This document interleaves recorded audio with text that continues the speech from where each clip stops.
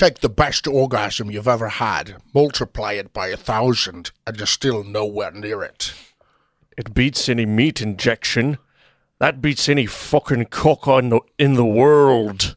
That's right. We watched Trainspotting this week on The Movie Gap, the podcast that has you scream. How have you not seen that?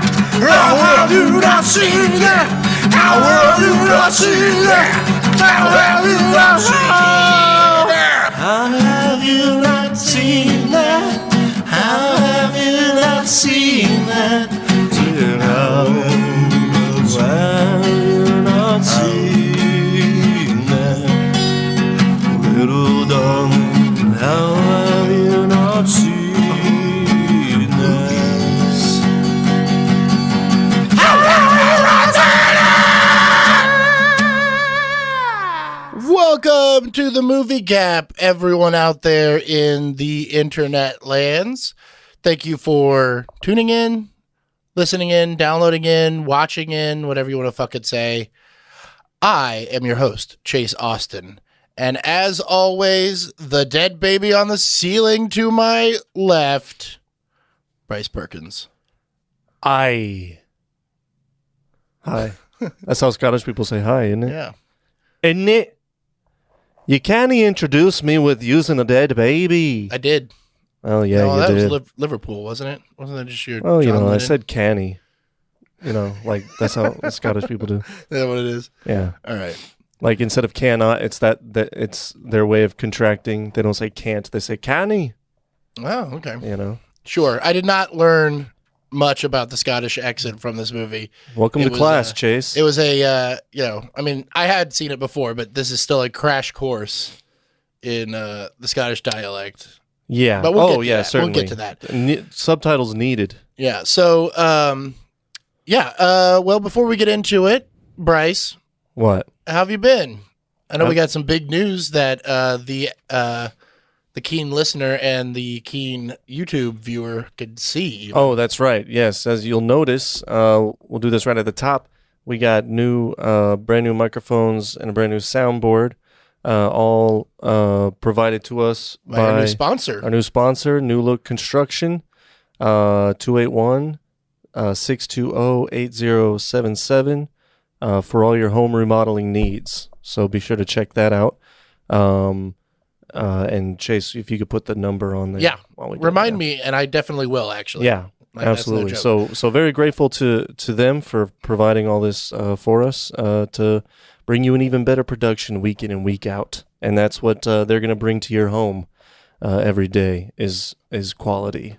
Okay? Quality production on all your home remodeling needs. New Look Construction. All right. All right. Yeah, so I'm been really excited about getting back in front of the mics, these new mics, so getting in front of these for the first time, so Yeah. this is going to be great.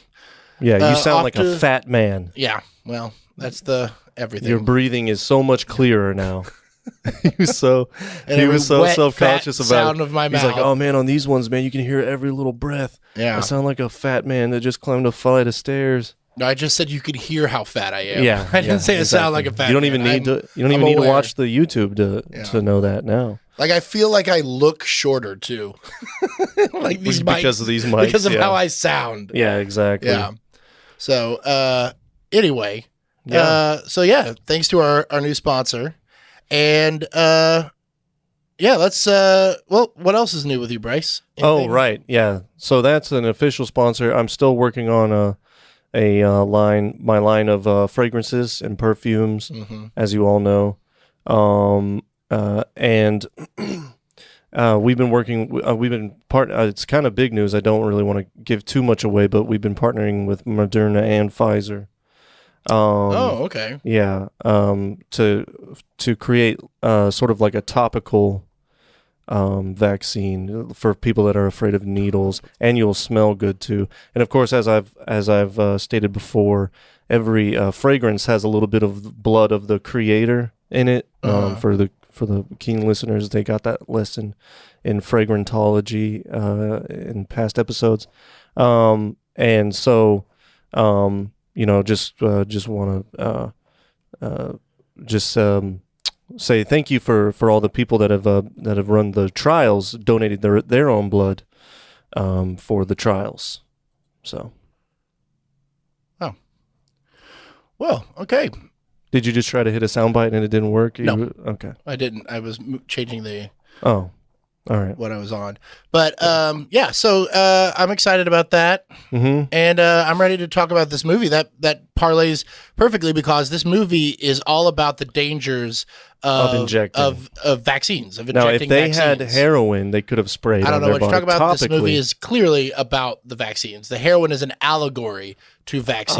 Oh, is that right? That's why everybody's upset, right? Because I've- we're all just going to be addicted to getting vaccines and I think jonesing. so. Yeah, I think so. Have you been? You've been on your QAnon boards again I recently. definitely have haven't not. I am not at all doing that. Not even. Don't want to. don't even want to go there, Don't huh? want to be. Not even joking about that one. Oh man, fuck those people so hard. So anyway, yeah, that's very astute of you. I actually know for a fact that that's exactly what Danny Boyle was going for. Yeah. Was an allegory, but he's a big anti-vaxxer. All right. So It's Danny Boyle. all jokes aside, I kind of want to spring this new segment on you. Okay. This new segment is the synopsis. We never give a synopsis of the movie before we start. Okay. Now, my Okay. thought is I could either read the synopsis, but it would be more fun to just have you tell us a quick, elevator pitch Now that synopsis. I have seen it Yeah, now that you have seen it. from, So, from go ahead. first time watching. Yeah, so before you That's interesting. Okay. start, tell us what you this, thought it this was is about. not planned, by the way. No. He Yeah. really is springing this on me, people. So, Okay. it'll just kind of be combined into our old ones. So basically, you tell us what you thought it was, what you knew about it, and then you tell us what it actually is. Okay. So we've kind of already done it before, but let's make it a clean cut. More of a clean. Yeah. Okay. Well, you know what that means. If we have a we new need- segment, we need a new music for it. So here we go. My synopsis, newbie synopsis. Hit you with that doobie synopsis. All right, tight. I like that theme song. Mm-hmm. Did you like that one? I loved it. Okay, good. I wasn't listening. I find that hard to believe. Pelicans fly. Come on, Pelican. Nice. Okay, so synopsis, first time synopsis. I would say this movie is about the struggle of the youth of the 90s, particularly in Scotland, and their need to find escape from the weight of, I mean, just like a direct synopsis of this film. Like, this guy does this kind of thing. Oh. Not a what does this film mean? Who does it preach to? Yeah. Oh, you mean like a step by step? Is that what a synopsis is? Yeah. A synopsis is okay. just the plot. Oh, all right. Well, then in that Star case, Wars is about a guy who, Well, has speaking to of defeat Star the- Wars, Obi-Wan Kenobi shoots up a lot of heroin. Heroin Kenobi is what I call him. There, up top. And I love he's like in love with it, and then there's a baby, and as soon as you see that baby, you're like, that's not going to end well. And then sure enough, the baby dies later, and then this lady freaks out, and it's the most disturbing thing I've seen in any movie ever. And then Obi-Wan Kenobi decides he's going to kick it. No, he gets forced to kick it by his parents. He gets locked into his room, and it's got trains on the thing. Trainspotting, get it? Ha ha ha ha ha. And then there's the dead baby is crawling on the ceiling, and he's like, "Oh, help me, myself! I'm my only hope." And then because Obi-Wan Kenobi, Yeah. right? And then his fucking he like gets a job and has a good life set up for him. He's not doing the smack anymore. But then his stupid fucking friends show back up, and they have harebrained schemes to rip people off, and they complete the rip off, and they succeed, and then they start joking with each other about stealing the money from each other. But then Heroin Kenobi is like, man, I think I really am going to steal that shit. And then he does, and he gets away, and his stupid friend, the mad guy, smashes up the hotel room they're in that has no bathroom for some reason, and then it ends. He's running away. Well, it does have a bathroom. That's where the guy takes the other heroin addict the in fucking to sink? test it. Sorry. There's a sink in the bedroom for some reason. It is, fucking French, right? Yeah, and he takes a drink out of the tap water, and it's gross. Like, when he did that, I was like, no, that's something you could only do in the 90s without, like, nowadays, you would never fucking drink. That's like suicide. But anyway, then he gets away scot-free, and then at the end, when he gets away scot-free and he has the cash, he's like, yeah, I'm going to go get all of those things that I was bemoaning at the beginning of the movie. And it's a full circle. So really, it's the story of life. Okay, that I kind of like that segment. I think that was a lot more in depth than I expected. I think what we should do from now on is like see if you could do that much detail and time you, like give you like 30 seconds. Okay, and see that's fun. And see how fast we you put can a do counter on. Yeah, all right, that'll be fun. That's the bet. So stay tuned for next week. This is how you do a podcast, guys. That's You right. figure it out on the air, You and grow, you just keep going. You grow as you go. I love just like my penis. Say what? Got a terrific penis. So let's get into it, Bryce. That is the plot, if you will.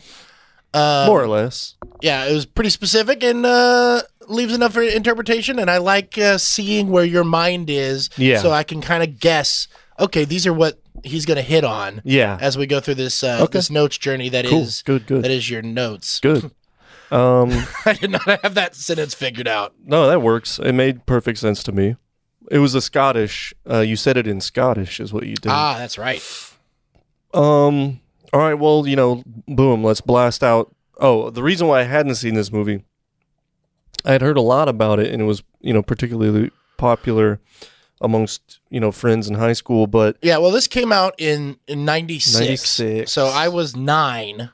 Right. I was 8. I definitely didn't see it when it came out. I didn't see it until...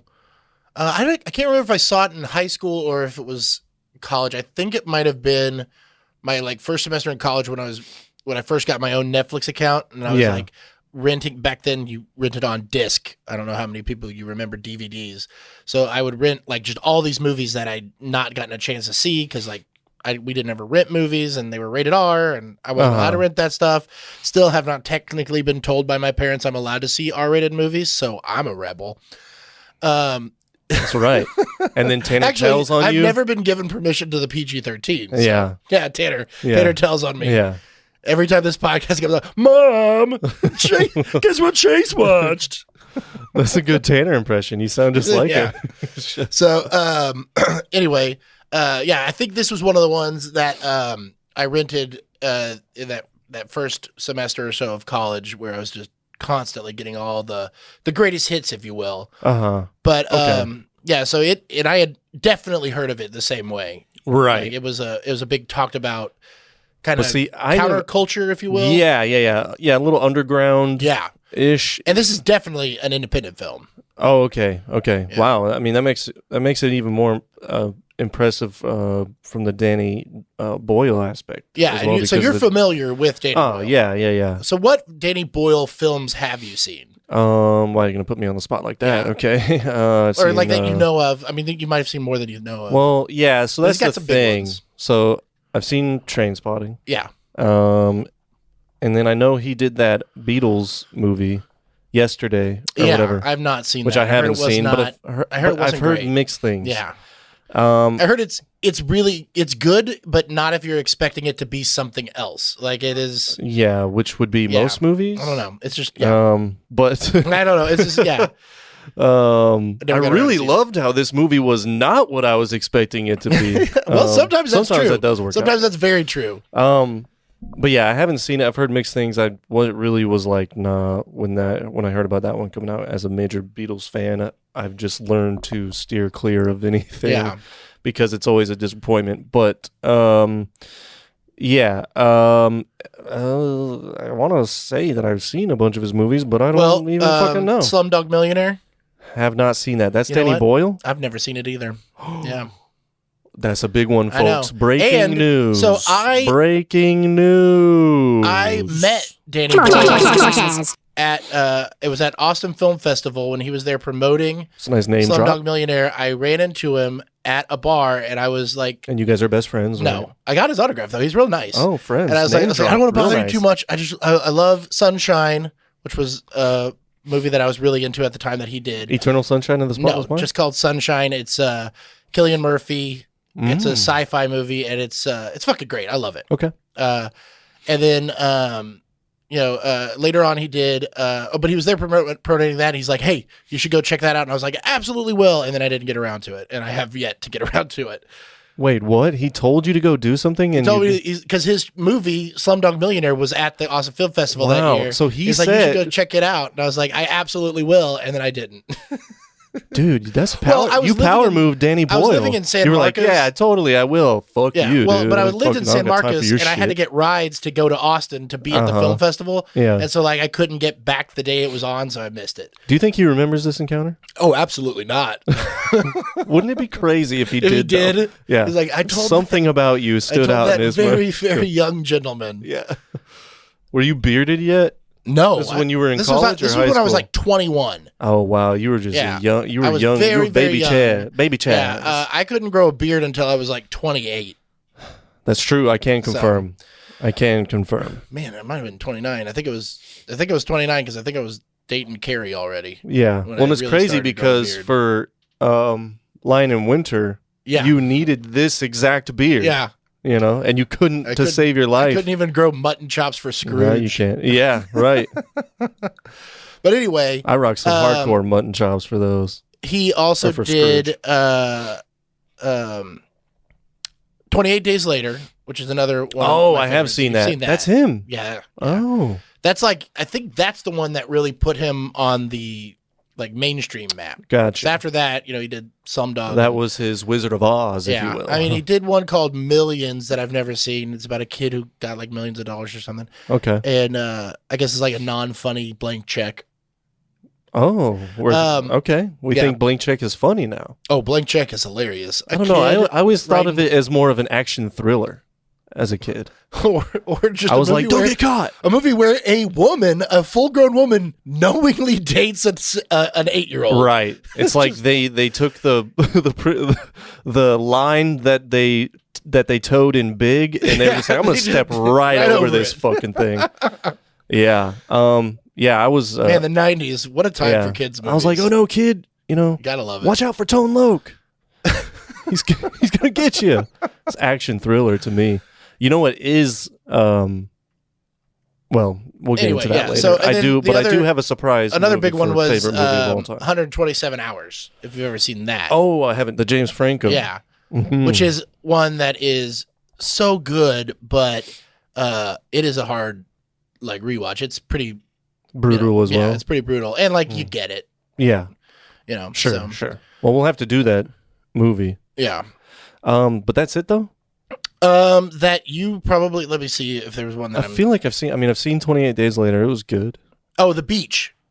The Beach. He did The Beach with Leo? Yeah, and actually that's so apparently Ewan McGregor was going to be the lead in that and then didn't, and he went with Leo DiCaprio, and it pissed Ewan McGregor off, and they weren't talking for a while. I guess they were friends or something. Yeah, but they've since made up, and even then they made so Danny spurned him for the popular chick. Yeah. Well, and I don't know the whole story. I just know that was a thing. And I don't know if he spurned him or if the studio was like, we don't. Oh, you have to. Who is this guy? He's not even. Right. He hasn't even been in Star Wars yet. Yeah, you think we're going to take our chance on this fucking dude? Well, he might, and I don't even know because The Beach came out in 2000, so that's when Star around Wars the was same happening. time. Yeah. Yeah. Well, Anyway, whatever. What can you do? So those are the big ones that you would have heard of and that I've even really seen. So, well, I was definitely familiar with Danny Boyle. Yeah. But apparently I haven't seen as much of his filmography as I thought. So way to call me out, Chase. Real nice. Thanks. Well, I mean, I look like a fool now. That's kind of. I don't want you to feel like that. I want you to the point of this podcast is to explore people's movie gaps. You having the largest one. You mean it, Daddy? Yeah. So you are the viewer, if you will. You're proud of me? I'm very proud of you, Bryce. Okay, cool. All jokes aside, it is a completely different podcast now than when we started. Yeah, but but you grow as you go. Yeah. You Well, know? that's why we started with only Total Recall and Dreams. Right. And we've moved up to things like to things like Trainspotting. this. Yeah. Yep. So yeah, More anyway. highbrow stuff. So yeah, Danny Things Boyle. like this and Demolition Man. And then let's keep going with your notes then. Okay, well, I mean, we got to talk about Ewan McGregor here. There's a lot of things I want to know about his involvement with this movie. Okay. He was always the first choice for this role. Okay. Now so what was he doing before? This was his breakout, wasn't it? Or maybe it wasn't even his breakout because I don't even know how well this did in theaters or if it did well in theaters or whatever. Yeah, but I mean, this is the first thing that anyone for remembers an independent him from, film. right? This was huge. This was especially an independent film. Straight out of Scotland, and so it was a very small budget, and it did really well. It got a lot of awards and things like that. So I saw it was nominated for a couple of Oscars. Yeah, but his first movie was Being Human in '94. So he had done Shallow Grave. That's one that Danny Boyle did, that directed, that Ewan was in. I've heard of So that. he had done some things with him before, but yeah, this was like one of the first big things for him. Yeah. Yeah, I mean, when he really took off was Star Obi-Wan, Wars. yeah. Yeah. For sure. Yeah. Because all of this other stuff before then was just like, independent films. And man, stuff what like a that. role for him though, man. To just like land that after doing mostly independent stuff. Yeah. Just all of a sudden he's fucking Obi-Wan Kenobi. Yeah, and he's That's like amazing. Scottish and Right. Yeah, it's just Alec Guinness was what, English? mhm. Yeah, well, close enough. UK, Yeah. Also, there was one of the other guys in this movie. I think it was the guy that played Begbie, Robert Carlyle, Yeah. played Hitler in another movie, and Alec Guinness had also already played Hitler. So there's two people in this movie that played parts that Alec Guinness had already played, Oh wow. which is pretty Okay. it's one of those weird like non-factoid factoids. Right, Yeah. right. Where you have to like make a lot of things come together You're like, to make that's it an interesting. interesting. Like it's I guess it's like coincidence, but it's like on when fucking like on ESPN or some shit when they're like LeBron James is the first player to have 36 points on exactly 17 shots while shooting 51% and having 2.5 rebounds. or just like every dude, stat get the in fuck baseball. out of here. Yeah, exactly. But anyway, yeah. Well, so he does great in this movie. He's a young man. He lost. He had to lose like 26 pounds to Mhm. get down to that creepy, heroin weight. Yeah. Creepy heroin weight. Yeah. I mean, what? CHW. It's a new CHW, thing. the creepy I'm heroin going for a weight. creepy heroin weight. So, but yeah. Okay. Well, yeah, I can believe it. But yeah. I just was wondering, if this was like, he was discovered or No, if he'd he'd had already like been- experience before. Yeah, he'd been acting. Okay. Well, that's cool. How old was he when he was doing this? I don't know. That'd be interesting to know. But yeah, no, he does really awesome, man. And he's fucking rocking the fucking earring, dude, the 90s earring. That I've been fucking preaching about. It's the coolest fucking shit. Smooth as fuck, dude. Just plop one of those things on. Baller, dude. Baller. But anyway, it's something that needs to come back. Is all I'm saying. But anyway, he was great. 25. He was 25. He was born yeah. in 71. This was 96. Yeah, very, very. I mean, I've never thought that he was bad or anything, but it was just cool to see him as someone other than Obi-Wan Kenobi. Yeah. Now he playing is such a different role as well, and he does great. He is famously one of my wife's least favorite actors. Why? She hates him. What did he do to her? I don't know. She just thinks he's terrible, That's and she bullshit. hates his American accent. When does he do one? I don't know. Obi-Wan. No, I guess he's got kind of a British accent in that. Yeah. So did Alec. But I don't know. He's just not. She loves Moulin Rouge in spite of him. Like it's always, whenever we watch something that has him in it, it's Yeah. always like, something just bothers her yeah, about him. she can't stand him. He was in Moulin Rouge. That is a movie I Yeah. cannot wait to never watch. Oh, I love that movie. Oh my god. Yeah, you and everyone else when it fucking came out. I remember everyone in the theater was trying to fucking Yeah, sing those it was a goddamn songs and big shit deal. on the bus on the way to fucking convention and shit. I was Yep. like, no thanks, I'm cool. I'm gonna listen to my headphones and be withdrawn. Listen You to my know. Beatles and Chili Peppers. Yeah, a little bit. I think I was big into Zeppelin at the time. But I over listened to them. I can't do it anymore. I remember we tried to watch American History X on the bus going to a convention one time. Miss Smith was like, "No, What the fuck are you doing?" Yeah, that one I have already seen. It was very good. Mm-hmm. Anyway, I remember doing Mad Libs on the bus, dude. We were laughing our Oh, yeah. fucking We were asses so off all funny. day on God, we that were shit, funny. dude. We were funny as fuck. What happened? I mean, I think I'm funnier." I have regressed Oh well, yeah, I can You say know. that. a lot. I think I'm only one funny now. I used to be 1 million funny. I'm like I'm like Gohan when he stops training. Oh, okay. You know? Yeah. I'm just kidding. I'm like the Frieza of funny, dude. Like everyone fears my funniness. It's so stupid. All right. Anyway, all right. So Danny Boyle, this is good. Very good. Let's talk about the direction of this movie, man. I thought it was very. The thing I was most surprised about this movie is the camera movement and how playful the camera movement is, and just the direction in general. Yeah, it's such a weird. It's very inventive and very I don't know. It like kind of puts you into the fucking mind of the character, or the sight of the Yeah. character, almost like you're yeah, there. it doesn't. You know, but through camera trickery and shit like that. the movie that I angles. always think of with heroin, you know, that pops up is Requiem for a Dream. Yeah, right. And like that's a dark, Right. like scary feel. Overall disturbingness. Which one's more disturbing? I don't know. to I you. think maybe this one to a point, because it's I just know, so man. everything is disgusting. Right. Like everything is so fucking gross. Right. But you just kind of, it almost feels like you're like flashing in and out Yeah. on this world, and it's just so everything is gross, but it's matter of fact. Yeah. Whereas right. like in Requiem for a Dream, you're like falling into this like pit of into like the- addiction, and right. like you feel the There's a lot less real world reference Yeah. to go off of, but you Where this you is- are stuck in this fucking hellhole. yeah, like this feels more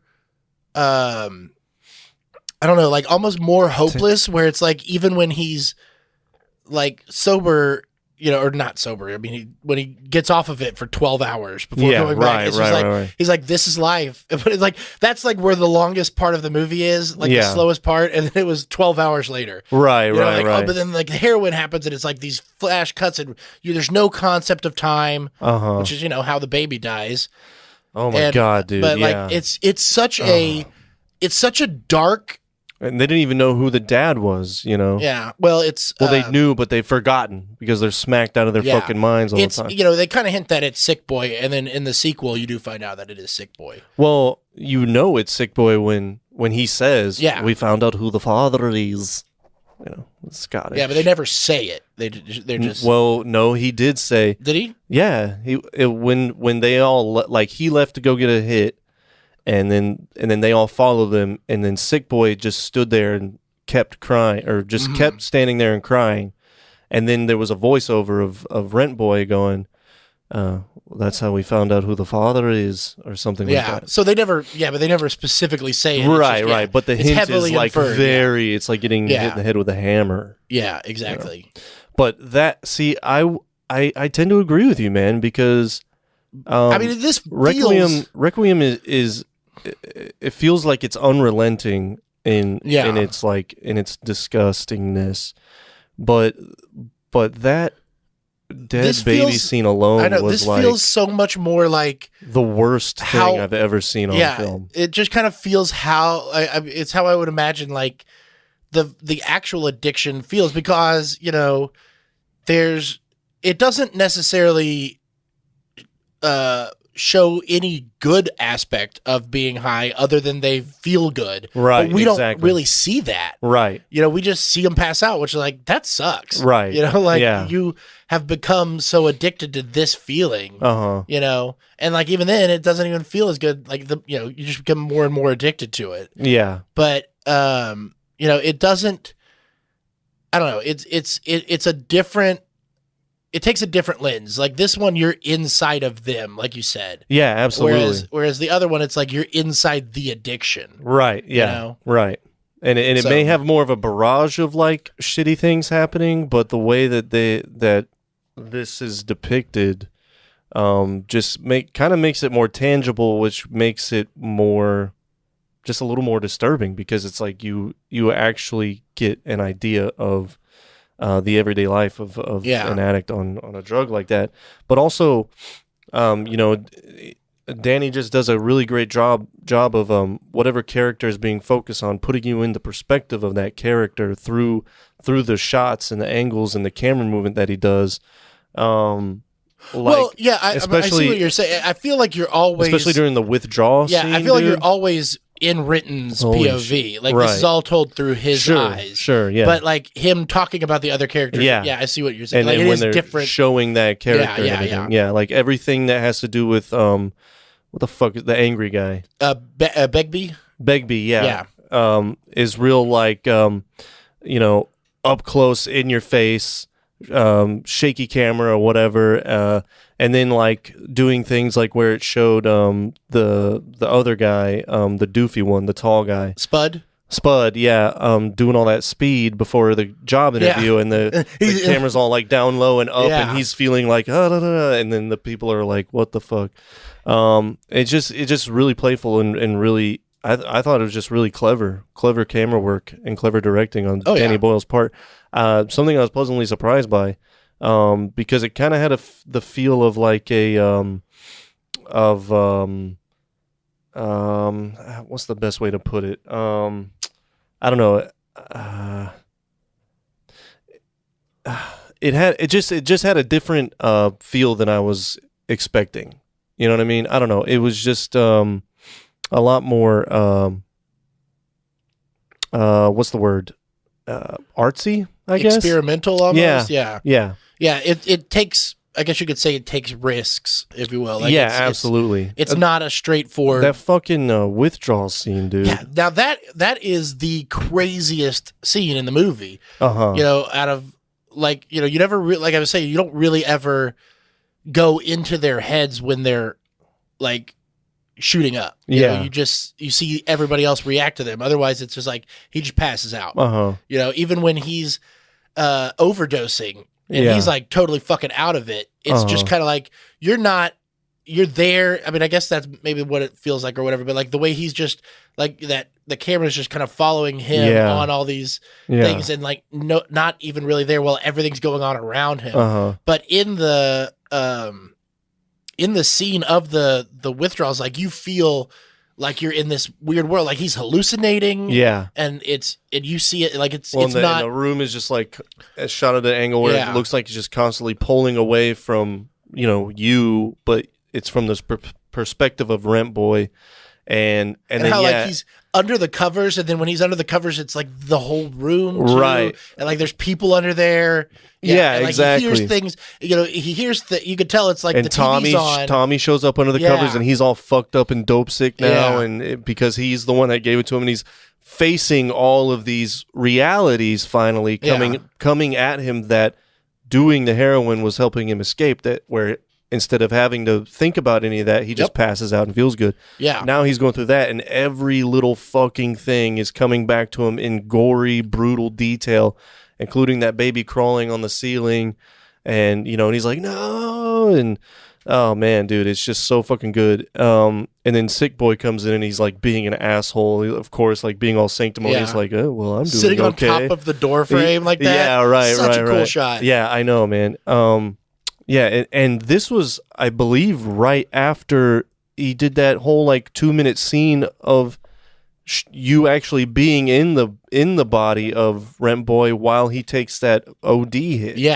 And he goes sinks right into the floor, and then the whole thing. Well, I mean, it's not a one shot or anything, but for most of it, you're seeing the experience of what it's like being under there, and you're you are absolutely detached from the reality of what is happening around you. You see it all happening, but you're not feeling any of it, being affected by any of it. It's not like it's like you can't even be afraid of what's going on. It's just you don't even know that it's you. Even you're just watching something dying until you come out of it. Until they gave him that shot of the adrenaline, and he goes whoa, and then you see the camera. I mean, dude, Danny Boyle. It's just. That was the biggest pleasant surprise of this movie, was just how much fun all the camera work and the editing was, man. It really did. It felt more like a Aronofsky or something. Yeah, and like that's what you get with a Danny Boyle, like that's right. Yeah, absolutely, in his heyday. Absolutely. So kudos to you, Danny. I know you're watching. Yep. I know. You know why? You're because watching. He remembers me from. That's he's been right. Following he's me, like, waiting for. I've had you in my waiting mind. for me to talk about him. Where have you been? He wants to know if I've seen Slumdog Millionaire. Yeah. Oh yeah. My note was great composition. I figured you'd be proud of me for that one, Chase. Would you agree? Did I use that correctly? Which part? I mean, just in general. Okay. Yeah. You know. Yeah. I mean, the set design was so like good. The little flop houses and everything were all so gross and yet minimalist, you know, because they're just like crashing in these places that have nothing. Yeah. You know? Yeah. Oh, I mean, like, man, the story of Tommy, dude, where he goes from being completely clean, athlete, almost. I'm not going to put that poison in my body. Yeah. And then all because Rent Boy decides to rip off his sex tape and take it home, and then man, that whole scene was so well done, dude. Freaking out about it, Well, that's not why he does it. He does it because he's hanging out with these people, and it's always going to happen. But because he's always asking questions about it. The he's catalyst very curious being about that it. she leaves him because of it, and then he feels like he doesn't have anything to lose, and so he's like, she left him because he started doing heroin. No, she left him because he lost the tape of them doing it. I don't think so. Remember? I think it was, remember because she got mad at him. They were remember then he goes over there and talks to Rent Boy about it, and he goes, She left me. I can't get her back. I've tried everything. And then he was like, So do you got any of that stuff? I think I want to try it. And he was like, No, you don't need any of this. And he's like, I think I do want some of that, do we? Or whatever. Yeah. And then he does it, and he goes from having like this clean house where his house is like brightly lit, you know, the only like stable looking place, to when Rent Boy goes back, it's just this dingy fucking, you know, heroin den where it's just all he has is his little mattress. And the soccer ball's flat. Yeah, soccer ball's flat. Yeah. And then how he gets that cat and, you know, and then dies from story. Oh my god, cat's fine. And he's the casualty. Yeah, because he got AIDS. No one else dies. Yeah, like none of the other fucking heroin heads died. OD, but like he got AIDS, which is like fuck. But well, no, and he ended up dying because his brain basically melted from cat shit parasites, toxoplasmosis. Yeah. Oh god, dude. Ugh. Yeah, that sucks. Oh, but his whole storyline, that whole fucking scene where it show everyone is having sex, and everyone goes to the nightclub, and then they all go home with their partners and do their own thing respectively, and Rent Boy's with that girl who's underage, which we'll get into that, the whatever of that, but he doesn't know at the time, right? And he's getting laid like he hasn't been in a long time, and then Tommy and his girl are doing it, and they want to put on the tape, and they put it on, and it's the soccer one that he switched it out with of best goals. Yeah, and then the whole like showing of that coming on, and he goes and he's like he's penetrating deep, and which of course there's always innuendo with sports announcers and all that shit. And that was such a great sequence. I love he never puts it together that they stole the tape. Yeah, right. Yeah. It was just such a great sequence though. And then with him like being like, oh man, I haven't felt that great since so and so scored in '78 or whatever, and that was the goal that was playing on the best goals compilation. Oh, and then was very Spud good. is out. Oh, and he shits the bed. Shits Oh the my bed. god, Oh, the that fucking shit sheets, scene. dude. Oh, so See, I gross. forgot about that too. Like, Yeah. there even in like moments of lightheartedness, it always brings it back down to this like gross level. Yeah. It's You real know? nasty. It's real nasty. It can't like it does not ever relieve you of the I mean, the of the second, dinginess. what is it, like the second scene when he dives into the toilet to get Oh the my suppositories. God. But see, that was such great like visual storytelling Yeah. where he goes in, he puts his hand in there, and then that is the break of showing you the reality of it, Yeah. and now showing you his perspective. To him, he's not sticking his hand in a shitty toilet. He's sticking his hand to go find some treasure at the bottom of the fucking ocean. Yeah. And so that transition Climbing of all the showing way you in, that yeah. verse, without saying as much was really cool, man. Really playful and inventive, I thought. Just really cool. And he's like swimming down there and he finds it and he's like, yes. And they're like, Glowing. Yeah, Yeah. glowing and huge. He's like, fuck yes. And then the way that instead of immediately cutting back to the reality of it, it finishes out showing his perspective of how he Climbing sees it. it by showing his whole body climbing out the thing. And it's great symbolism. Well, and like, how gross did he get? Because he he's does walk covered back in through, shit. Yeah, when he walks just to back get through that the stuff. Yeah. through the pub, and he's just like covered in shit, yeah. dripping water. Yeah. Oh, all for a Every heroin surface suppository of or that bathroom methadone was suppository. wet, too, Right. you know? Oh man. Yeah. Yeah, shit looked like the fucking bathroom at Lola's. It's a bar in Houston. Oh, well, there you go. Anyway. The worst toilet in Scotland. Yeah, exactly. Yeah, so that's all very good. I put on there the toilet seat or the toilet scene. Yeah, there is no seat. Right. Toilet had Yeah, no right, seat. right. Oh, sex montage was just playful and fun. The poop sheets. At first, I didn't know what the fuck they were showing. Oh, yeah, that he had pooped himself. Yeah, right. I was like, I like how we keep saying pooped he himself as though pooped we're himself. not. Yeah, well, that's what he did. Yeah. Yeah. And then yeah, when that finally does the spray. Oh, all over everything. Like, it keeps cutting back to that Scottish Yeah. breakfast or English breakfast. Oh man, Just yeah. like the beans and everything. Oh. Yeah, right. I said the withdrawal sequence, Tommy's descent. He's rocking the earring. That shot, man. Speaking of Tommy, dude, that shot of when it finally revealed that Tommy had died because he got the kitty to, I think he got the cat to like try to get his girl back and be like, he was going to give her the cat. Yeah. Yeah, And yeah. she was like, get the fuck out. Right. And Because which you're is a totally heroin what addict. something that someone that's just like smacked out of their head Yeah. would think, and not realizing they look like a skeleton, and they look grotesque. They think, look, I have this cat, please take me back. And he probably looked all like, sunken eyes. I mean, like he and did. He already was had like AIDS. a fucking zombie. Or HIV or whatever. Just like completely Yeah. unaware of his reality. Yep. Ugh.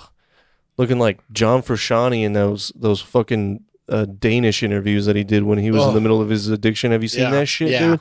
Dude, go Google that or fucking YouTube that shit, dude. You want to get a fucking picture. I mean, God bless him for making it back, man. I mean, I cannot believe what the fuck. I mean, he came out of. Go check that out if you haven't seen it. It's unreal, man. But anyway, that shot though when they finally, show that Tommy had died, and they explain how Tommy had died because of that fucking cat, and never cleaning up the cat shit, and it was just shitting everywhere. But let's be honest, it was not because of the cat. It was not because of that. It was the heroin. But they say toxoplasmosis. Yeah, that's what the other heroin addict says too. Wow. They never. Right. I mean, the whole written is a vegetarian because meat makes him sick. You know what makes you sick? Shooting up heroin all the time. Yeah. Like, it's them. They're not willing to admit that the heroin is bad. So even when they admit it's bad, it's not. Right. It's it's part of addiction. Yeah. It's this loss of belief. It's a lying to yourself without even knowing that you're lying anymore. Yeah. Well, so building on that, when when we that scene. realize that the Yeah. cat is the reason he dies, because the cat shit, building off of what you just said, when it shows that that shot Of his feet. but the slow pan where it starts on the cat just sitting there, Yeah. and then Cute as could be. goes wide, and then you see the soccer ball, Yeah. and then it keeps going wider, and then you just see his feet. That's great, man. Yeah. That was great. It said it all, man. And I like the symbolism. I like how he's like, the cat's fine, which means like that cat ate him, right? 'Cause he'd been in there That's for, like, not what 2 I weeks. was. That's not what I was assuming. Cats eat you. That's If not you what die, I was. that cat's gonna eat you. I mean, that is true. Because it said that he was there for like 2 weeks or something, right?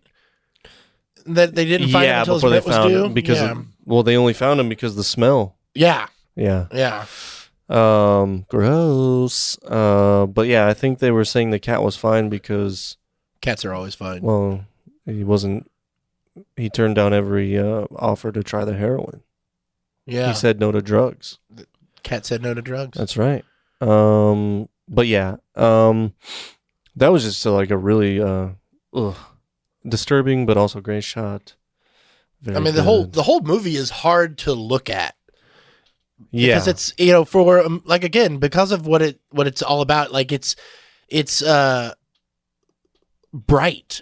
It's very like highlight. Like, I mean, it's there's a high key light on everything. Nothing is hidden in darkness. Right. Yeah. Inside exactly. or anything like that. Even when it's darker, like the colors are still like there's those like bright greens, like almost kept making me think of like Beetlejuice or something, where like the colors of the walls were all very bright colored as opposed to just like a dingy old white. Yeah. You know what I mean? Right. So there's a lot of that. How did you like that bar, by the way, that they went to, the volcano one or whatever, the one that had all the Clockwork Orange shit? Oh, right. And the taxi driver paintings. Yep. Yeah. Yeah, that was nice. Nice An homage. Yeah. Yeah, there was this movie is like totally what's the word? Kind of drenched in 90s what's the word? What's that fucking word, dude? Cynicism. Okay, yeah. Where, at first I was like, oh boy, like, I'm gonna have to listen to this shit. Like, cause like you grow out of that shit, man. Like back then, like that was like the coolest shit to see in a movie. If you had seen this when you were in high school, do you think you would have been like, "This is fucking awesome"? Oh yeah, I would have been like every other high schooler that thought we were edgy back then, and been like, "Yeah, exactly, so like, man." Been on their Subprime mortgages, yeah, fuck that, and you don't even know what the fuck you're talking about. You just want to say fuck that. Yeah. So when it started off saying all that, like, get a job, get a thing, do the subprime mortgage, credit rates. And it was like, okay, Jesus Christ, Chuck Palahniuk over here, fucking blow me. You know what I mean? Like what am I, 14? I'm going to go, like, I love it as much as the next guy when I was that age. But it was definitely a moment where I was like, oh man, I've grown up a little bit. Well, you're also not supposed to like that. Like, you're not supposed to be on his side. Well, but the author, because it's based on a book, but the author was like, "Oh man, I sound really cool when I'm writing this." Like Chuck, it's like Chuck Palahniuk shit, man. Where like you fucking you don't write that shit to be like, I'm gonna make fun of this stuff. I mean, he wrote. Well, yeah, you do. He wrote Fight Club because he thought it fucking sounded awesome and shit. I mean, and it is. Fight Club is awesome and all that, but it's definitely of like a certain, just like. Well, that's a cynical way. Cynicism. That's a cynical way of looking at it. What do you mean? Like, I don't think that it is written to sound awesome, as far as like you're supposed to. It's not like Kerouac or something where it is, you're supposed to feel like the narrator of the story or whatever that is feeling that way. You're not supposed to agree with them. Like that is, it's sort of like American Psycho, where like people who would think Patrick Bateman are cool. Yeah, no, I get what you're saying, but what I am saying is that the author uses phrases like that to sound edgy. I mean, that's it. You know what I'm saying? Like they're just edgy fucking things to say, and it's like of the time, and and then people watching it, especially teenagers watching it, grab onto it and go, "Yeah, man, that's my identity now," and shit like that. You know what I mean? All right. You don't think so? I don't think you didn't see that shit growing up. No. I mean, that's not what I gathered from that kind of writing. Really? No, like that they're supposed, because that's like, I don't know. I mean, I think that people can take that and do what you're saying, but I don't think that's what the meaning of those things are. I mean, with Fight Club, it's a lot of, it's actually a, homosexuality thing, and toxic masculinity is what they're really, what the whole point of that book is. Right. And then the movie, kind of does that too. And then it turns it into a whole nother thing. But yeah, it's, I see what you're saying. I just don't know if that is, I don't think that, the writers are saying this is supposed to be cool. I don't know if I get that. Well, so that's I don't think I'm understanding. I get what you're saying. What I'm saying is that they're phrases that of the time, have a certain edge to them. That's the point, is to be edgy in your writing. Yeah. I see. I'm not talking about the subject matter. I'm talking about the style of writing. I see. Okay. You know what I mean? Yeah. No, like they want to sound right. Yeah. And that's the character of the story. Well, try to do that too. Right. But there's there was a lot of, it feels overwritten almost, is what you're saying. Sure, but there was also just people that hear that shit and go, well, yeah, man. Yeah, I mean, that's the same thing with, this movie is similar to Clockwork Orange, where it's, which they, make the homages to, where it's the whole, youth counterculture, youth doing what's wrong, and saying fuck that. Right. Well, I mean, we're talking about the 90s here when, grunge was, they just skyrocketed and changed the landscape of popular culture. And everything was just filled with cynicism. You know what I mean? And I just was saying that I didn't realize how far removed from that time we are now. We had come because we grew up with it. You know what I mean? Well, yeah, because back then it was all about not caring. Exactly. And now it's, the pendulum has swung the other way, where it's you care about everything that doesn't even, it's all about caring. It's way over the top. Right. Where you care so much that others don't care. Right. Yeah. Exactly. But really, in short, I just wanted to kind of laugh at that kind of writing style, and a little bit. I think to a point that's what you're supposed to do, is laugh at it. I hope you're right.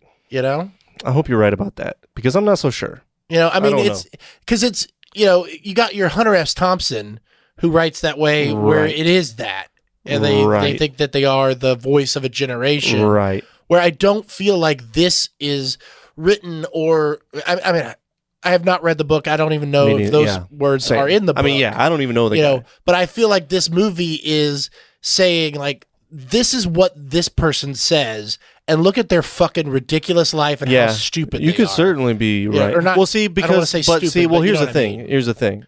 Well, okay, and I do need to complete the thought here, because it does, by the end, he gets the money and he's like, I'm going to go get all of those things I was railing against, but he's being cynical about in the beginning. He's still in his addiction, right. Whether or not he gets clean, I guess, he does in the. But he's still alive 20 years later. But it shows its own cycle of growing in and of itself. You know what I mean? Well, there's a hypocrisy to it too. And that too. But to be fair to the writer of this book, you probably are right in the sense that he is trying to say, this is the kind of person that thinks this kind of thing. Yeah. So maybe they are doing their own way of making fun of it. Because I forgot at the end he does come back around on it and go, Yeah. see, even this fucking guy ends up wanting all this shit once he realizes, he needs it. Yeah. Well, and there's also a like a not a what's the word I'm looking for? Not a parody or a spoof, but it's sort of like, this person saying these things, they have a point, but then also look at who they are. So like take that and be like, well, how does the poignant things that they're saying in there actually mean something when you take away why they are saying it? He's saying it because he wants to get high. That's all he cares about. That's all he fucking cares about is getting high. So he thinks all that other shit is stupid. Yeah. And because, life is all about getting high. Even when he doesn't admit that it's all about getting high, he constantly goes back to the fact of like, well, it's all about getting high. You know what I mean? Right. Yeah. So, but there is something to be said about like, oh, we're all, little ticky-tacky boxes or whatever that they say in this, with the good life monologue or whatever, Mm-hmm.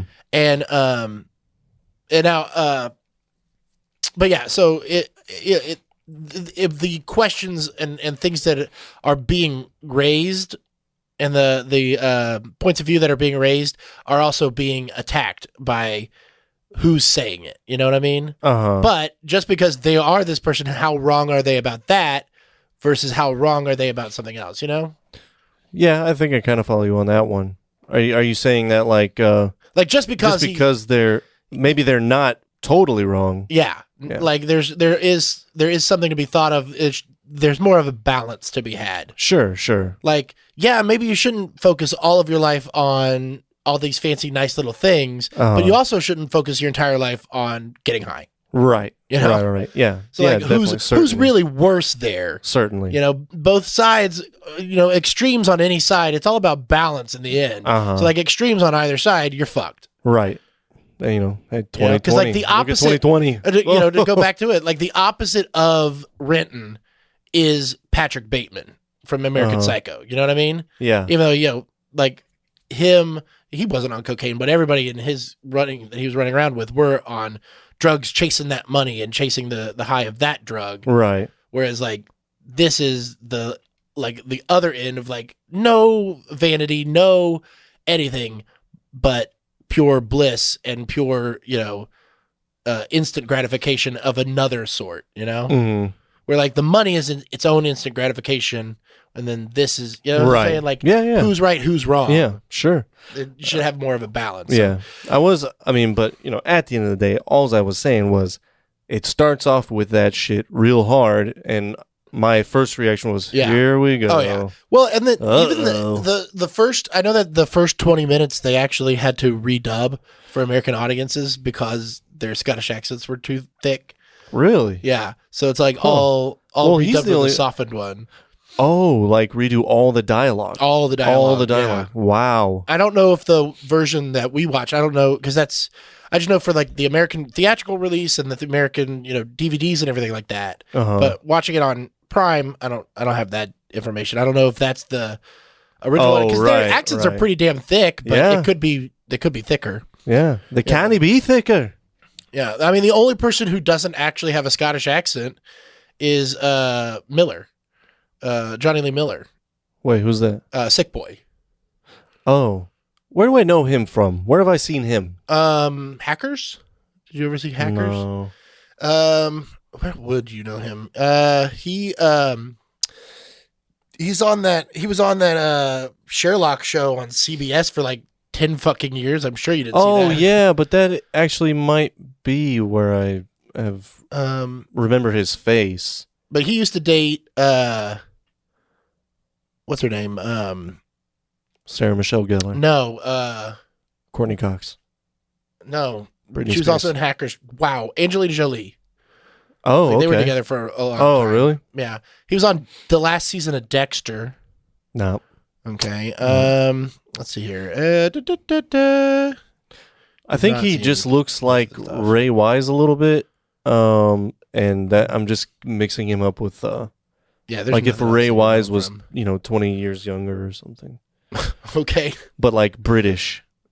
I don't He it's don't- kind of there if you think about it. Just you I think can, it would have to be. you in can your replace head. his face with Ray Wise's, and it would still sort of work. You know, just think about it. Just think about it a little bit. Just think about what you just said. Yeah. You have to replace his face. No, I said you could replace his face with Ray Wise's, or no, replace Ray Wise's face with his Okay. Sick Boys, and it could like- it could still work. like in a weird, like deep fake version. Yeah. Like you wouldn't notice it was different. Is that Yeah. what you're saying? Yeah, Okay. yeah, a little bit, a little bit. Yeah, that's how I see All it. right. I don't see it, but You can Sure. see it? sure. Okay. Well, I think that's a bombshell revelation Yeah, right there That's huge. I would like to see a deep fake of Trainspotting with with Ray Wise. in Ray it. Wise. Yeah. Well, but really, I was thinking the opposite, where it's like Twin Peaks, but it's Oh, Sick it's Boy's Twin face Peaks with- over Ray okay. Wise. You know. Yeah. But anyway, so yeah, that's about all my notes. Let's get into some details, huh? Let's get into some behind the scenes shit you got for us, Chase. What's I going mean, on? you know, there's not a ton. Like you Was said, there any drama? we Ooh, talked spill the about- tea. no. I mean, this movie didn't have time for it. It was shoestring budget. Mm-hmm. They shot it in like 7 weeks, and because of the budget, a lot of the takes, like they had one take Mm-hmm. and one chance to get it. Especially the night, Really? especially the night stuff, because they So shot wait, that scene where he pulls the condom off his dick, the only one chance to get that One shot. chance. Oh, One okay. chance to get that. Oh man. But they had Talent. like the night stuff. They did it got dark so late and light so early in Scotland that they didn't have a ton of time to do that. But that did give them really long days, so they Yeah. had like more time there. But I mean, it was a quick shoot. They improvised a lot of different. Like a lot of the things, it's one of those things, like you said, there's a lot of really cool shots and things that they took chances on. Mhm. And a lot of that is stuff that they come up with fast, that you get in these independent films, especially in the 90s, where it's all, Tarantino and all that kind of Mhm. stuff. The Right. independent boom, I Mhm. guess you would say. Yeah. Yeah. But, and a lot of that comes from, not knowing that you can just say no or something. It's like, well, we could do this. Well, let's do it. Uh-huh. I mean, Texas Chainsaw did that too. Yeah. Right. With right. a lot of like, and we've talked about the Grindhouse films that do that, Mhm. do experimental things. The Now snuff this films and things like this that. is done in a way very intentionally. Yeah. Everything is intentional, but they had to come up with quick ways to do the sinking of the floor and all that kind of stuff that were right. real cheap, and it makes it more effective. Yeah. Absolutely. I mean, just that weird How many times have we been? shot of We've been repeating this. You know what I mean? Like, I don't understand why more movie makers don't embrace this school of thought of, well. you don't need all the fancy shit. Just find a practical way to make the it. problem is when you have money, you throw money. You know what I Right, mean? Like, right. and a lot of times that money doesn't even end up on screen because of it. Mhm. I think, and like one good thing that might come out of all of this craziness of the pandemic and the way it's affecting, Hollywood and everything right. is the fact that it's starting to kill the movie theaters. Like, that sucks. Yeah. But movie theaters are really only working with these giant blockbuster movies. That's Yeah. what keeps them all open. Yeah. So that's what everybody's putting their money in, and all of these smaller films are not even really getting picked up because they're, nobody cares about them or whatever. So maybe once it kind of comes back to streaming, Mhm. like there's going to be smaller films that do get the actors and they do get the writers and they do get some smaller budget, but like it leads to things like this Mhm. that aren't necessarily independent, or they are. I don't know. It'll be interesting to see more films that aren't just spectacle films be coming out. Like, Well, I mean, all I know is that on that front, we've been leading the industry with the production of our TikToks. Yeah. Just I mean, making it happen in every practical way that we can, and coming out with pure fucking gold, dude. gold. So we're gonna win the first TikTok Oscar. So if you're not following our fucking TikToks, First TikTok Oscar, yeah. the TikTosker. So if you're not following us A on social TikTok, social media. A social was it like an Emmy? Yeah. Okay. A social meme. No, then you like this too meme like. Yeah. We'll they're work on it. semis. We'll work on it. Semis. We We're don't gonna have get to a come up semi. with a semi. We're both rocking semis right now. Hey, penis. Got a terrific penis. There you go. So yeah, if you're not fucking following us on TikTok, you need to rectify that shit and get it in your fucking life, dude. TikTok at the Movie Gap. Thank you very much. All right, give us some numbers and shit. What's the next segment? All right, so we'll get into the numbers. You ready? Yeah. All right. The budget was an estimated. That was weird. Estimated 1.5 million pounds. Okay. All right. So now this being a non-domestic American thing, I don't have the domestic gross from there. I do have the gross for U.S. and Canada. Okay. Okay. Sure. And then everything else that I kind of have here, it's all messed up because like the worldwide kind is of like how it was with 100,000 more. Yeah, it's just all. So this is just bullshit for fun. We'll try it. Well, then let me try to do how much it made in America, and then how much it made in Canada. No, I mean it's together. The gross. Oh, all right. Yeah. Well, then we'll just do the one guess. Yeah, that's it. All right. Opening weekend. Oh, there is no opening weekend. Well, no, I do have the opening weekend for U.S. and Canada. How many theaters was it in opening weekend? I have no idea. No. Okay. I'm going to say opening weekend, 556,000. No, half that. Wow. 262. Wow. Okay. Thousand. Now, what was the gross for the U.S. and Canada? I'm going to go with 4.2 million. 4.2 million? Yes. He chose poorly. Oh! Yeah. It was 16.49 million. That much? 16,491,000. Wow. So word of mouth. Yeah. Well, it must have been a limited release when it's open, though. Oh, yeah. It's been like a 4-theater thing. Yeah. I mean, this did the festival circuit and everything like that. Oh, shit. First, Okay. and then it comes out. Okay. Big. So I don't know, and I don't know how legit that is. I don't know if that's all time. This might have gotten a lot of replays, but I mean, we're not talking the 70s. That 96, like if it did come in and out of the theaters, it wasn't much. You know, and I don't think that this is a big like midnight movie. Oh shit, let's all fucking get stoned and go see Trainspotting at midnight. Right. You know, right. Okay, well, I was surprised by how much that shit fucking made. Yeah. All right. I mean, it was a hit, you know. So the movie, or you know, was based on that book, and like the book is they dumb it, or they don't dumb it down. They simplified it. They cut a lot of things out, and they like combined and subtracted characters to be, you know, they kind of combined some of the characters because there's a lot more characters to it. Gotcha. Then he came out with a sequel book called Porno. In like 2003 or something. It was a sequel to Trainspotting? Trainspotting, yeah, and it was set like 20 years later or something. Oh, okay. And so is that what T2 is based off of? Loosely. So like that came out, and then there was talk about doing it, and Danny Boyle was like, I don't want to fucking do it until everybody is 20 years older. I'll use the same people. And then he did when it finally got there. And there are aspects of that movie in there. In fact, they thought about calling it Porno. Clearly they were like, that's stupid. Right. We can't do that or whatever. Right. So and then it also isn't really a direct sequel of that. It's not a direct version of that film. I mean, of that book. So they called it T2 to piss off James Cameron. And then they found out they really could call it T2 because technically Terminator 2 is not called T2. Right. That's just like the nickname of it. Yeah. And so they were like, oh, that's awesome.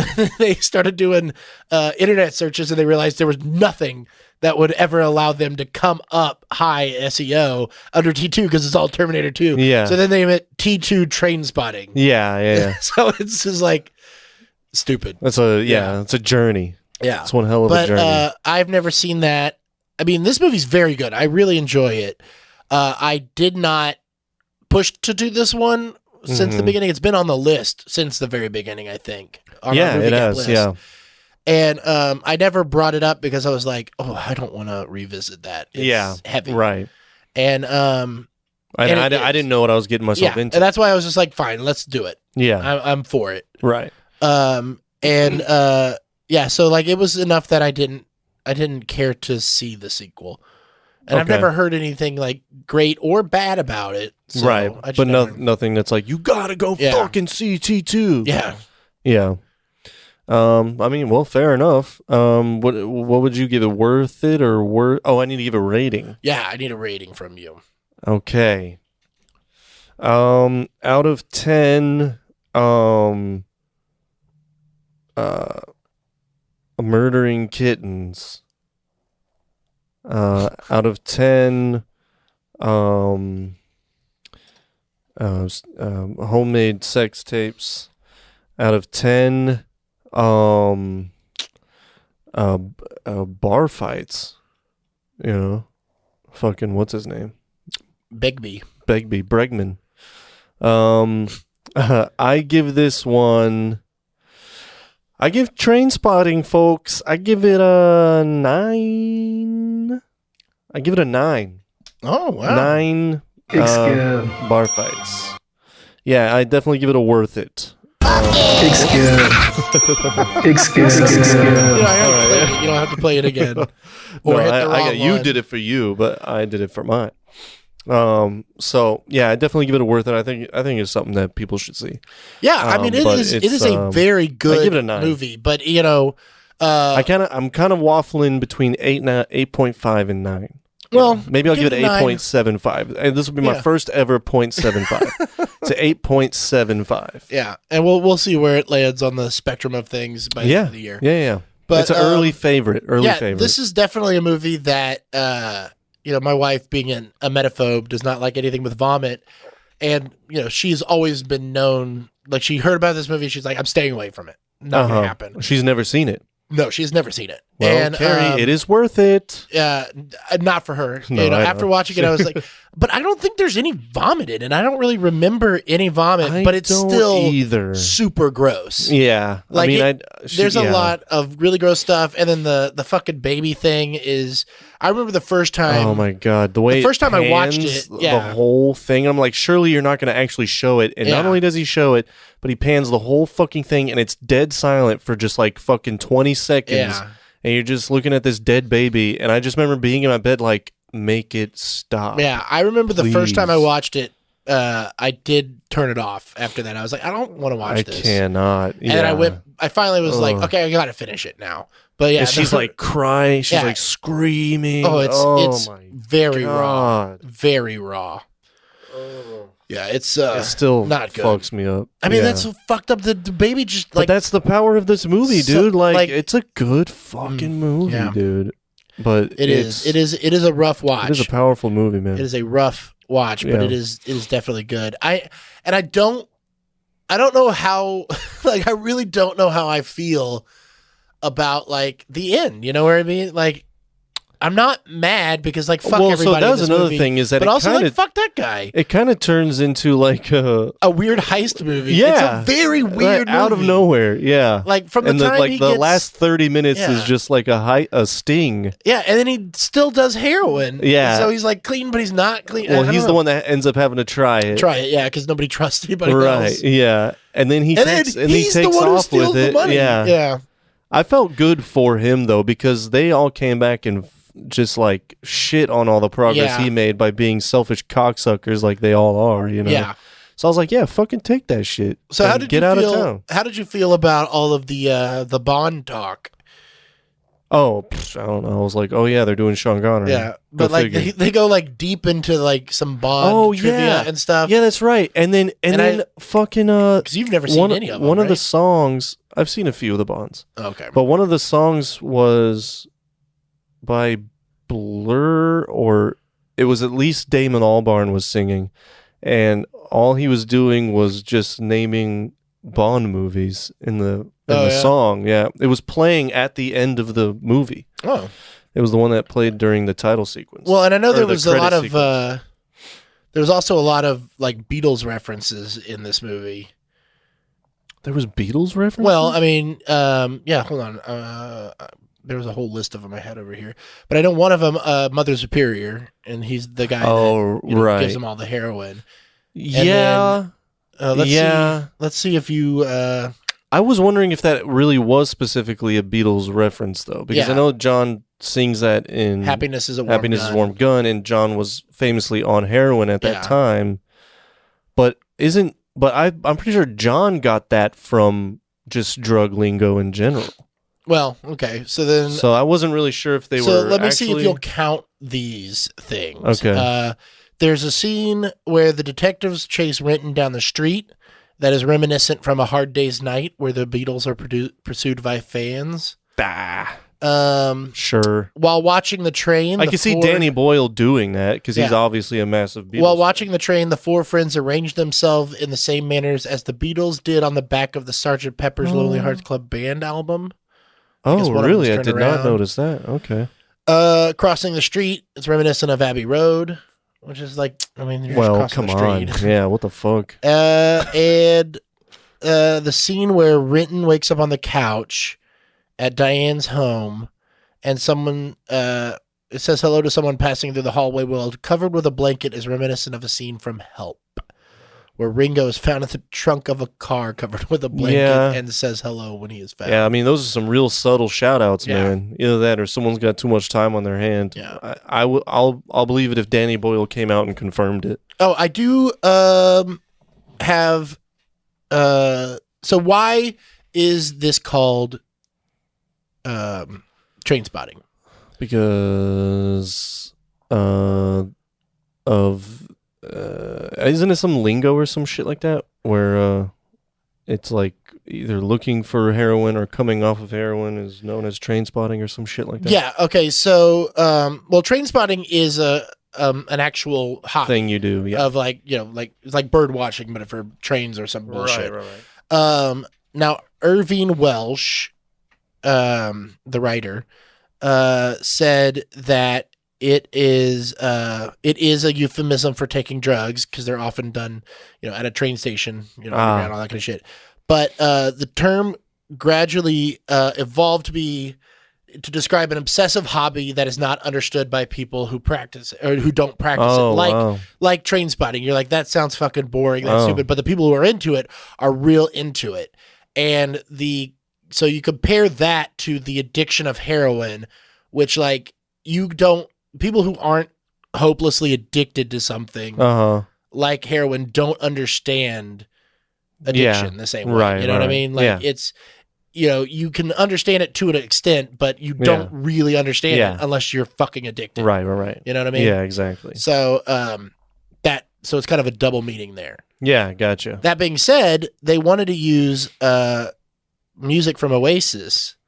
Oh boy. But Liam either one. Liam Gallagher? Liam or Noel. Well, I can't. Noel's the one I never know if it's Liam or Liam, and I know that I always say the wrong one, so now I'm confused. I go with Liam. Okay, Liam Gallagher from Oasis. They asked singer? him, they asked him to, for permission to use it, and he's like, "Fucking no, I don't want my music I don't want my shit to be think about train spotting." That's hilarious, man.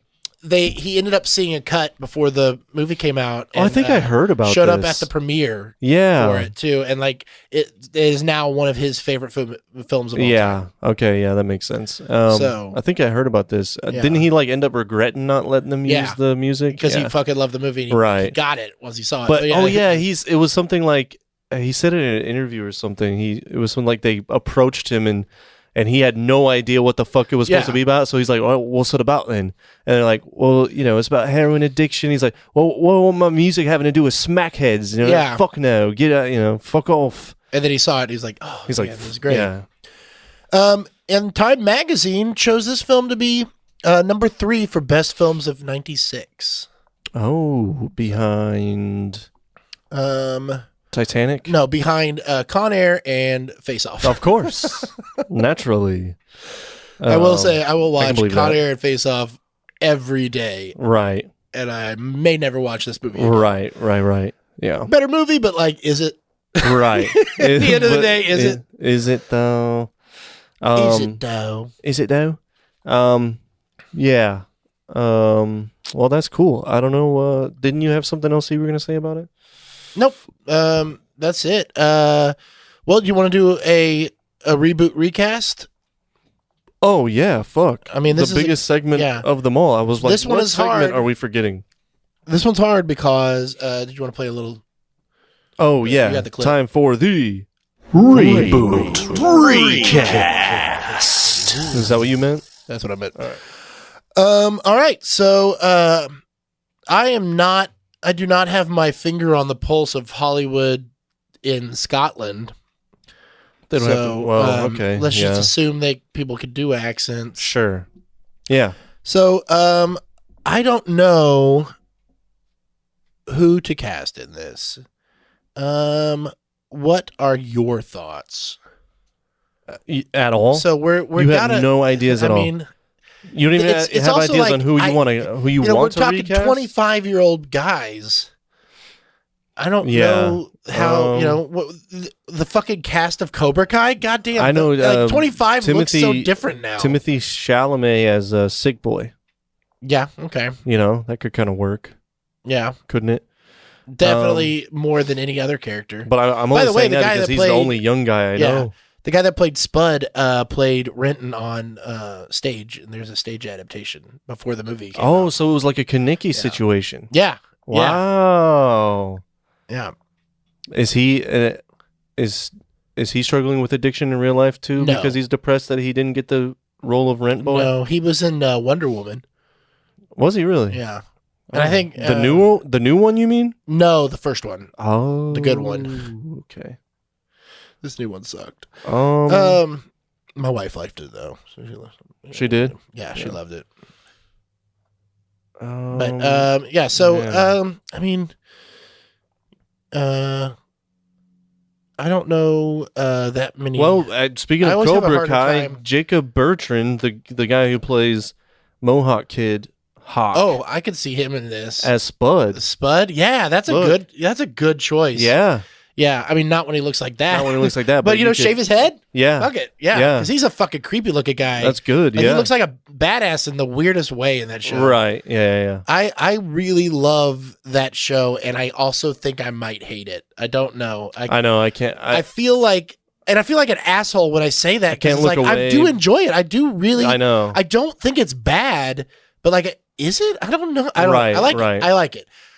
I like it in spite Look, of what it entertains me, and it also I think- makes me roll my eyes I out think of the that back the of my people fucking who are skull. making it. I think the people who are making it get it, and I think the Yeah. people who are in it have no idea. Yeah, you know what? I'm gonna love stop it. pussyfooting. I'm gonna go all in on Cobra Kai, dude. Yeah, I'm I going love all it. in. I love it. It is. I'm It is down. such a We bizarre support Cobra comedy. Kai. It is such a bizarre you know comedy, and everyone in it doesn't know it. That's what it is. Right, but Johnny, the guy, what the fuck is his real name? He does so good, man. And Oh, I yeah, feel he's so good for him because he gets to play a sympathetic person after being the asshole of assholes in the 80s. Have you ever seen Karate Kid? Not all the way through. No, I've never really sat down and watched it. We should do that. So we got to sometime. do that. Yeah, Yeah. we'll put that on the list. Yep.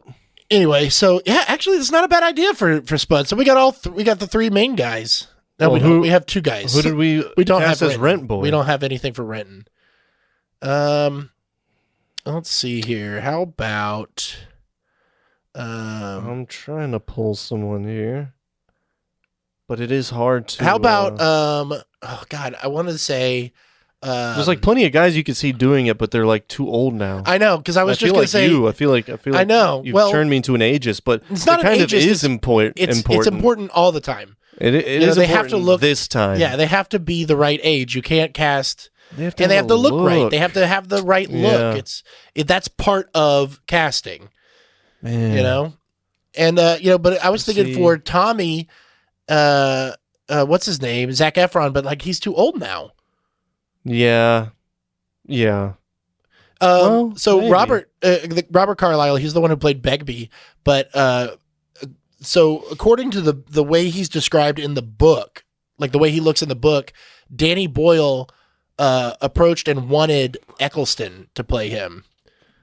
Really? Yeah, Christopher Eccleston, and he Whoa, didn't why do didn't it. why I didn't he don't- do it? I don't have that information. Oh man, that would have been cool. But the guy who plays Begbie in this one is he's awesome. so good. He's Yeah, really he's good. from Full Monty, I think, which is also on the Oh, list. I don't think okay. you've seen I know. that. Well, I've seen him somewhere. Oh yeah, he's been in a lot of stuff. Yeah. But yeah, he said that he played the character, like he was in an interview in like 2009, and he said that he was playing the character gay.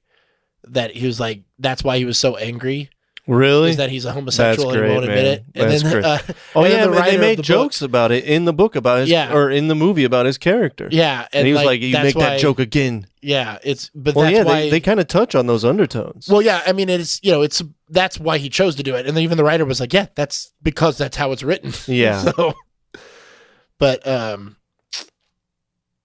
yeah, Man, I don't know. Tommy, I don't know. Kevin McKidd, famous now from, I always call William him Rome. Zabka, that's Johnny in Cobra Kai. Oh yeah. He's number 9 on IMDb's 100 most popular. Yeah, that fucking The show's show. blown up. Yeah, it really has. Elizabeth Shue is number 6. Wow, she jumped up ahead of him. Oh. All right, well, With the shoes on the other foot. I think we're good on that. Fuck it. You guys tell us. leave How it about to that? the- yeah. You tell us who should play. I want to know. Rent Boy. I'm very interested to hear what people have to say about their ideas for this recast, because Yeah. it's pretty wide open. I can't think of younger people that well.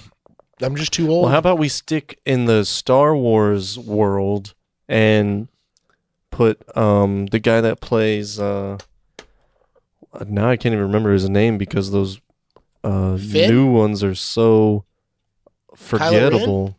Yeah, Finn. What about him as Rent Boy? Just stick in the Star Wars world. No, I think he's too old too. John Boyega. Boyega, that's his name. Yeah. Because he's got to be in his 30s now.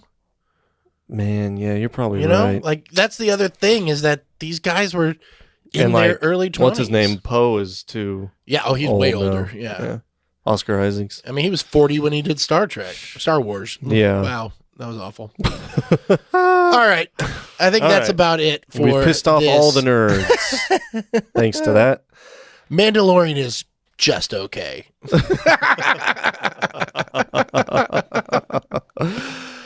Nom in space.